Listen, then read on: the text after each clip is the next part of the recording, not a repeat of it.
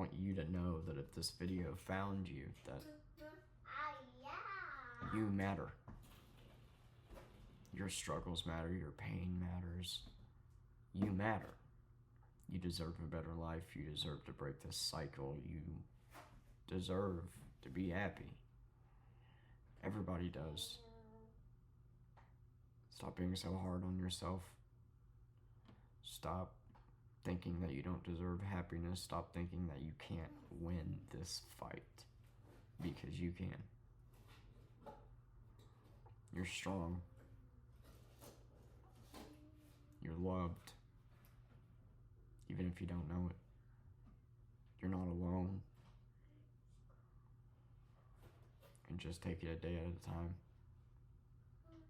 Because you deserve life. I was wanting to do a video on advice for recovering addicts, but the more I thought about it, the more complex the idea got to me, because there's so many different forms of addiction out there. There's so many different scenarios, so many different situations, so many different, things. So there's not a tell-all, be-all advice on overcoming addiction. But I will say that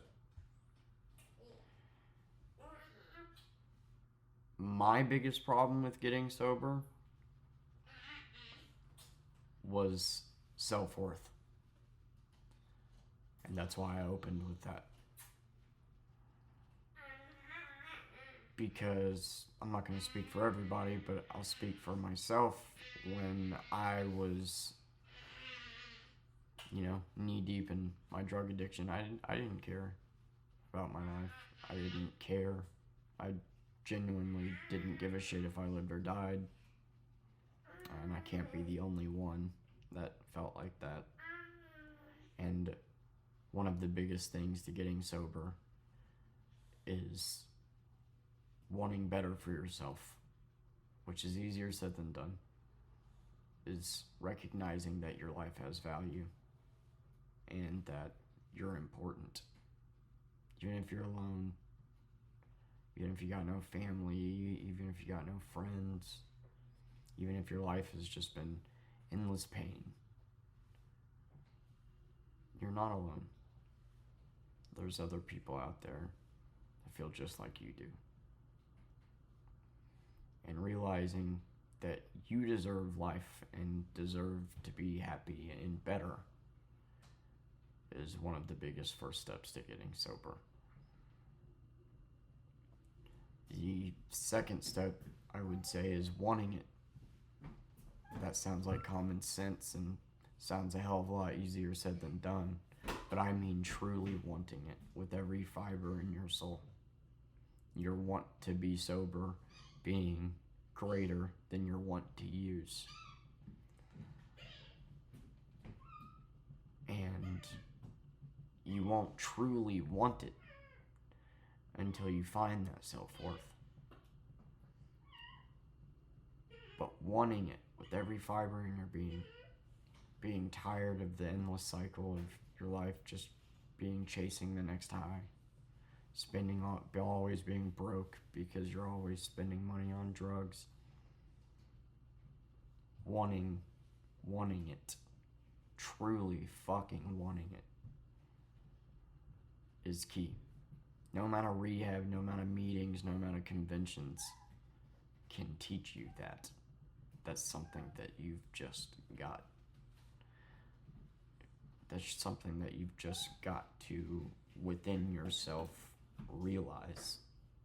Because if you can try to get sober, but if part of you still wants to use, it's not going to last.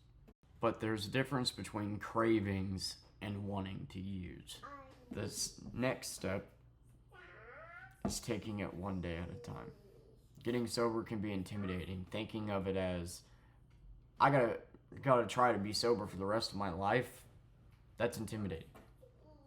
Don't think of it like that. Today is the day that you're going to try to be sober. Who gives a shit about tomorrow? Maybe you use tomorrow, maybe you don't, but today you're not. And if you can successfully get through that day, then the next day you think about it. Okay, now the day. Now I'm on day 2. I'm going, a day at a time. It's such a common phrase in the what the hell is it called? The book, the damn Alcoholics Anonymous book. The it doesn't matter. One day at a time is very important because it makes it less intimidating than it is. All you can do is be in the present and focus on today. Like I said, maybe tomorrow you use, but that doesn't matter. Today does. One day at a time. Getting through the withdrawals is the hardest part, obviously. And the next thing is figuring out what to do to fill that void. Me, personally, I used as an escape to not deal with the pain of my life. And, well, to be quite frank, living in bumfuck Missouri is pretty boring. There's not a whole lot to do except sit around and drink. Figuring out hobbies, what interests you, how to fill that void is important. Figuring out what you like to do. When you get home and you're done with work and, what's that thing at the end of the day that you feel like you've earned through a good hard day's work? For me, it's a Lego set waiting at home. And a good old Dr. Pepper cream soda.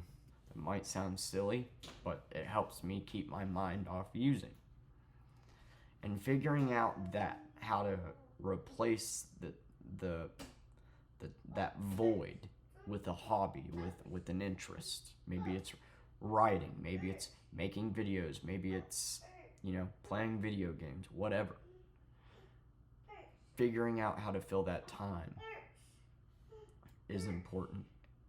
And figuring out how to deal with pain head on without your first instinct to be turning and using is important too. Because when you use, because of the pain you're in, you're not dealing with the pain. You're putting it off. And it'll always be there whenever you sober up. When you're sober and you deal with the pain, yes, it sucks.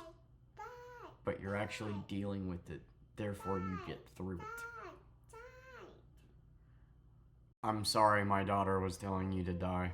And it's important. There's lessons in pain. There's lessons in struggle. You need to grieve. You need to feel pain. It shapes you.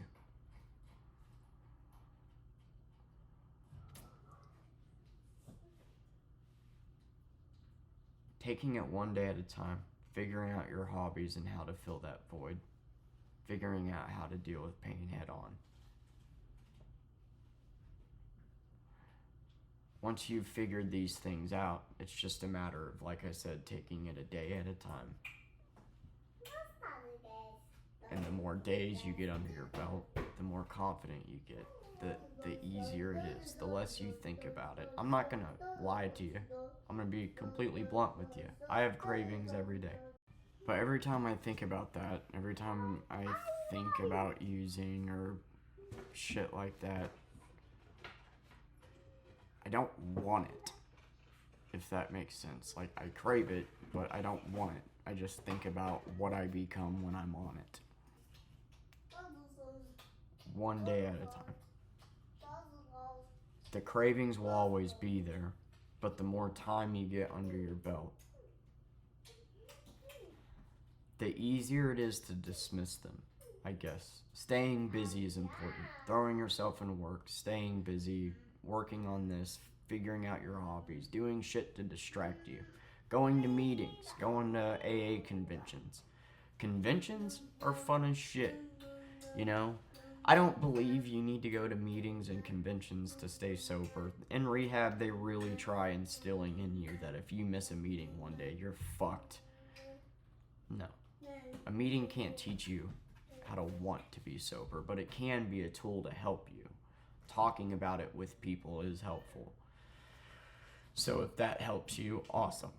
Conventions, AA conventions, I think are a lot of fun.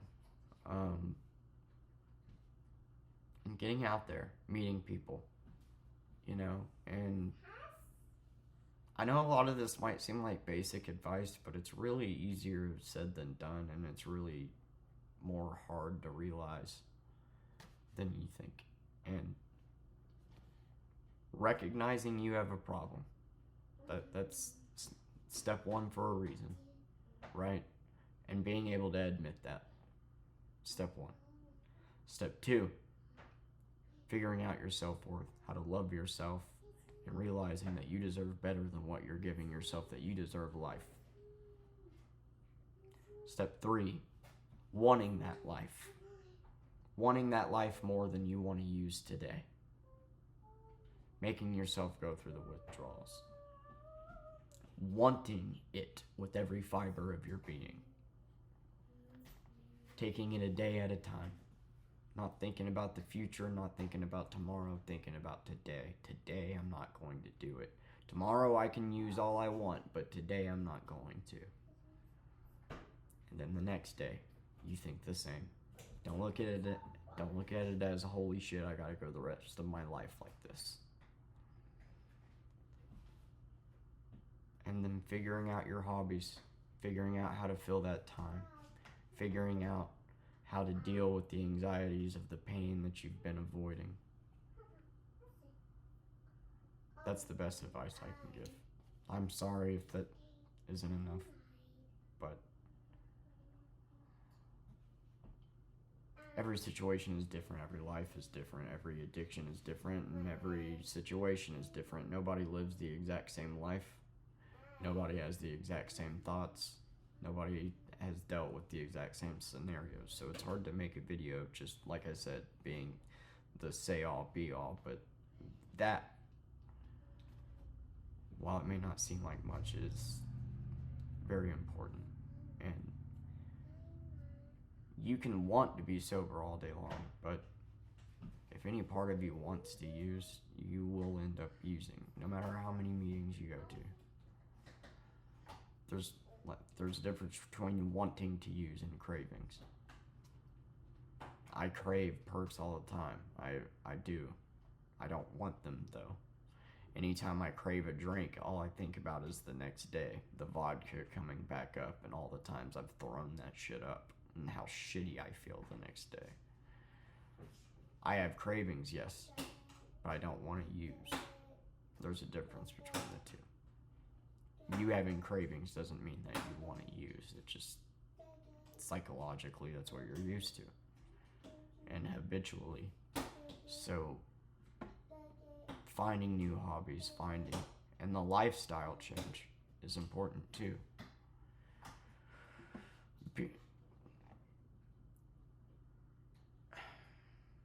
That was probably the biggest one I struggled with. If you're friends with nothing but people that drink with you, it's hard to stay sober with friends like that. Now, I'm not saying get rid of those friends. If they're true friends, they'll respect your decision, and you should be able to hang out, and they should respect, there's two types of friends: real friends and friends that you just drink with. Friends that you just meet with to get fucked up with, right? And when you get sober, you start to realize that. You start to realize, well, that wasn't really actually a friend. That's just somebody that I got fucked up with. There's a difference between the two. And then a lifestyle change is necessary in it sometimes. Getting out of where you are. Right? Like for me, when I was 14, being at home with my mother who was feeding me pills and being around the shit all the time, it was impossible to be sober. Getting away, lifestyle changes, changing friend groups and meeting other friends. There's so much that goes into it, but the most important piece of information I can give you is that your life matters. Until your love for yourself conquers your love for drugs. It's going to be harder.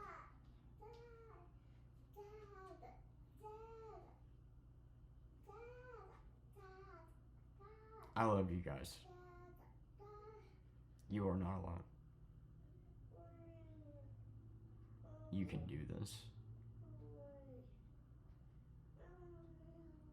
And even if it feels like getting sober doesn't matter because you don't even have any family to sit there and say, I'm proud of you. It doesn't matter because you need to be proud of yourself. Do it for you. I love you guys. I hope that offered something. I've been thinking about this video a lot, and I feel like it's kind of irresponsible to just say that this is the say-all be-all advice, but those are the things I've learned, and those are the things that an AA meeting won't teach you, you know? So an AA meeting can't teach you to want it with every fiber of your being. That's you. An AA meeting can't teach you how to love yourself. And these are things that are obviously not going to happen overnight. It takes time. Trial and error. It takes dedication. And you have it in you. You deserve life. And yeah, getting sober, man, it gets hard. It gets boring. You're dealing with, like, personally, my anxiety is worse now than it ever was. And that's one big reason I used. My anger is worse now than it ever was. That's a big part of why I used. When I was high, I was a lot happier. But I wasn't really happier. I was just high. I was just not having to deal with the pain in that moment, so I felt happier. And that might sound discouraging, but the point is I'm trying to find happiness in sobriety, and it just takes time. And happiness in sobriety is true happiness. Being high and happy isn't. I love you guys. I hope this video makes sense. Bye.